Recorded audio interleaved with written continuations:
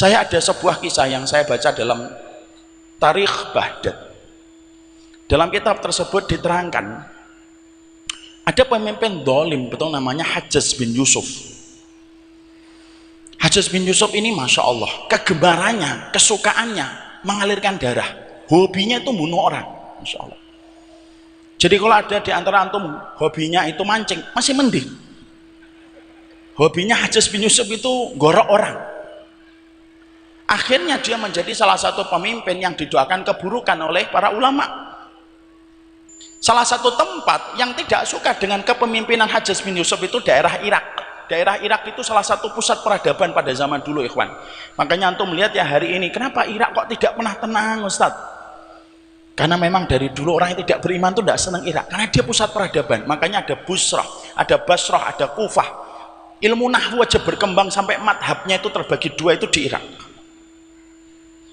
Nah di Baghdad itu terkenal sama orang-orang yang dulu itu beriman. Maka kemudian Hajjaj bin Yusuf itu mengepalai salah satunya wilayah Baghdad.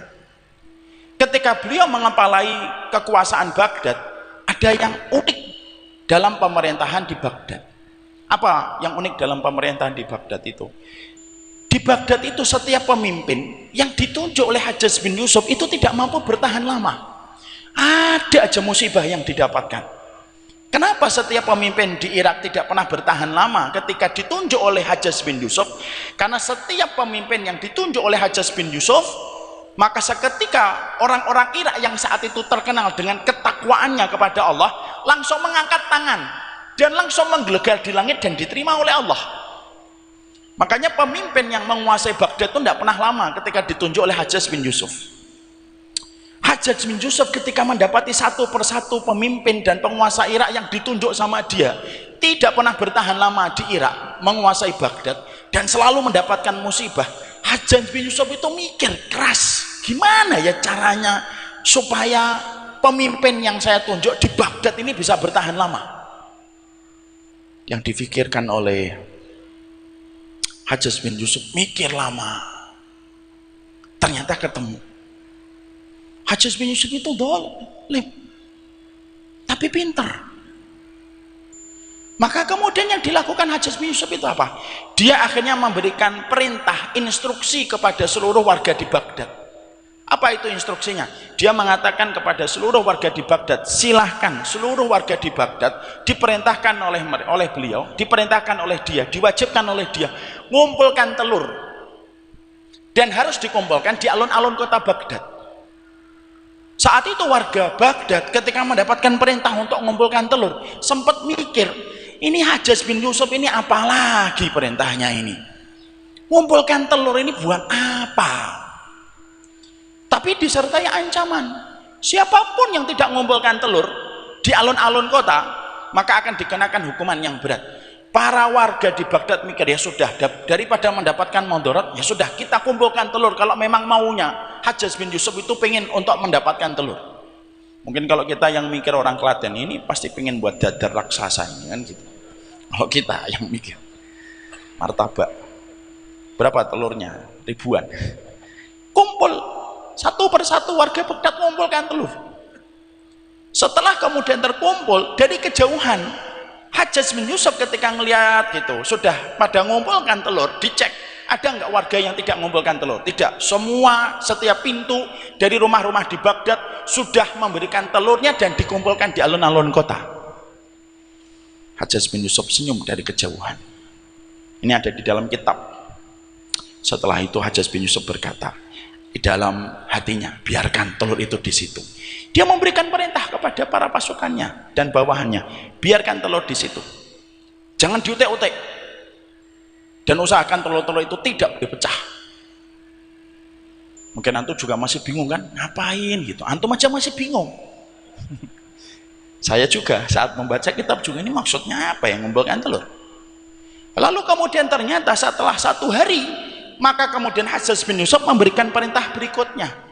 Apa perintah berikutnya? Setiap warga yang telah mengumpulkan telur 1 hari yang lalu, maka kemudian wajib untuk mengambil telurnya masing-masing, dan itu harus diambil kembali di alun-alun kota. Para warga ketika mendapatkan perintah itu langsung bingung, ini apa lagi perintahnya ini? Gak jelas banget sih. Apa yang dimau oleh Hajjaj bin Yusuf? Akhirnya kemudian warga bersungut-sungut ngambil kembali telur. Ketika mereka sudah sampai ke alun-alun kota, mereka mulai bingung. Telur saya itu yang mana? Karena telurnya jumlahnya ribuan. Dan telur itu tidak sama bentuknya. Ada yang lebih besar, ada yang lebih kecil, ada yang gede banget. Mungkin ada yang telur bebek. Kalau ada bebek di sana, saya nggak tahu bebek ada atau tidak. Tapi kemudian bentuknya beda-beda. Karena kemudian para warga di situ akhirnya kebingungan. Ini mana yang telurnya itu? Akhirnya mereka mengambil serampangan. Ada yang datang hari lalu membawa telur yang kecil, pulang membawa telur yang lebih besar. Ada yang hari kemarin bawa telur yang besar, dia kemudian pulang membawa telur yang lebih kecil yang sebenarnya bukan miliknya. Dan itu diambil semuanya. Maka setelah semua telur di alun-alun kota diambil semuanya oleh warga, Hajjaj bin Yusuf itu dari kejauhan itu mikir, cocok. Kalau kata bahasa ini mantul. Mantap betul ini. Setelah kemudian semuanya ngambil telur, dibiarkan selama 3 hari sampai 7 hari. Kalau tidak salah 3 atau 7 hari. Lalu kemudian Hajjaj bin Yusuf memilih lagi bawahannya siapa yang akan menjadi penguasa Baghdad. Setiap bawahannya Hajjaj bin Yusuf yang ditunjuk oleh Hajjaj bin Yusuf untuk kemudian menjadi pemimpin di Baghdad itu ketakutan. Dan kemudian ada yang ketakutan, kamu jadi pemimpin Baghdad. Dia sempat berkata, jangan saya Hajjaj bin Yusuf, yang lain aja. Karena dia tahu di situ tuh luar biasa kalau didoakan. Kalau alhamdulillah warga Baghdad kan, kalau warga Indonesia mungkin akan mengatakan di situ mistiknya kuat banget, kan itu orang Indonesia. Tapi kemudian setiap pemimpin yang ditunjuk oleh Hajjaj bin Yusuf itu akhirnya kemudian berkata, jangan saya. Hajjaj bin Yusuf mengatakan, sudah kamu jadi pemimpin di Baghdad dan aku jamin tidak terjadi apa-apa sama dirimu. Akhirnya betul, pemimpin baru yang ditunjuk sama Hajjaj bin Yusuf menjadi pemimpin di Baghdad. Ketika menjadi pemimpin di Baghdad, maka kemudian sebagaimana kebiasaan warga Baghdad, warga Irak, mendapati pemimpin yang baru yang ditunjuk oleh Hajjaj bin Yusuf, maka mereka mengangkat tangan supaya kemudian pemimpin itu tidak bertahan lama di kota Baghdad. Tapi mereka mengangkat tangan 1 hari, 2 hari, 3 hari, 4 hari, 5 hari, 6 hari, sampai 1 bulan. Tidak terjadi apa-apa terhadap pemimpin baru yang baru ditunjuk oleh Hajjaj bin Yusuf. Dan warga Irak dan Baghdad itu bingung, loh kok tiba-tiba doa kami tidak mustajab?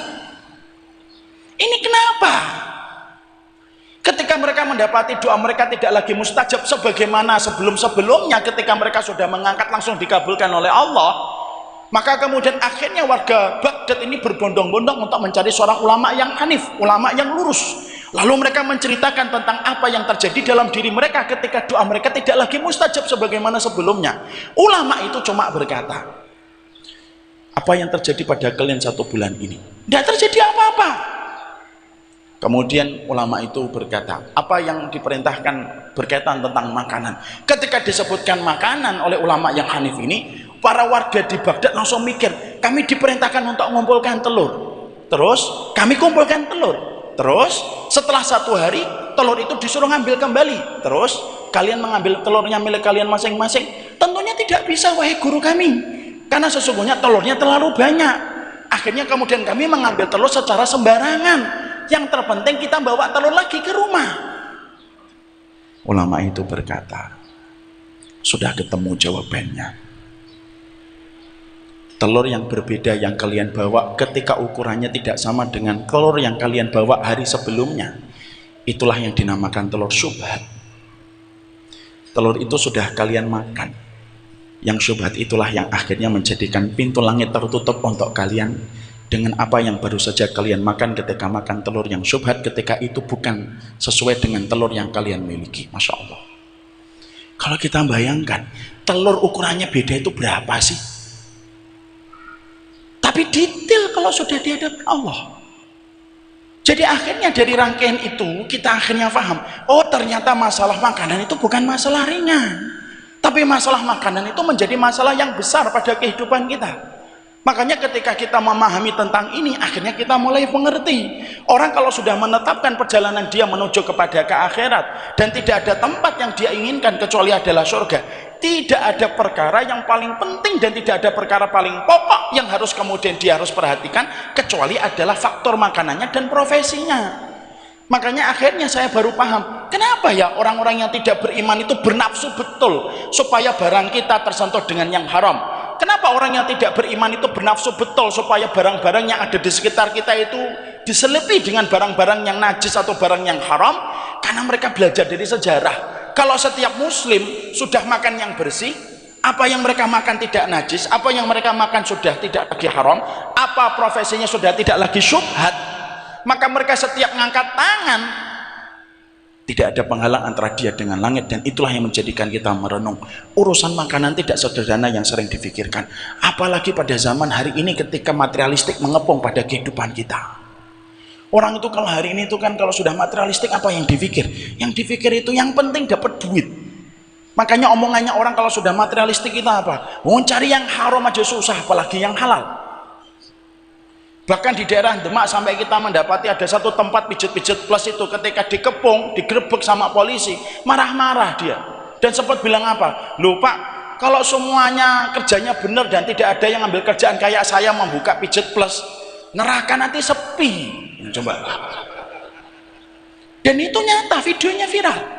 Tapi itu kemudian akhirnya membukakan kepada kita, kalau kita sebagai orang yang menetapkan tidak ada obsesi terbesar pada kehidupan kita yaitu kecuali surganya Allah, barulah di situ kita paham berarti urusan makanan dan pekerjaan itu menjadi urusan paling penting. Karena urusan harta itu kaedahnya cuma dua. Kalau hartamu halal, hisabnya panjang. Kalau hartamu haram, adabnya pedih. Dan tidak ada kaedah yang ketiga. Dan itu yang kita harus mengerti.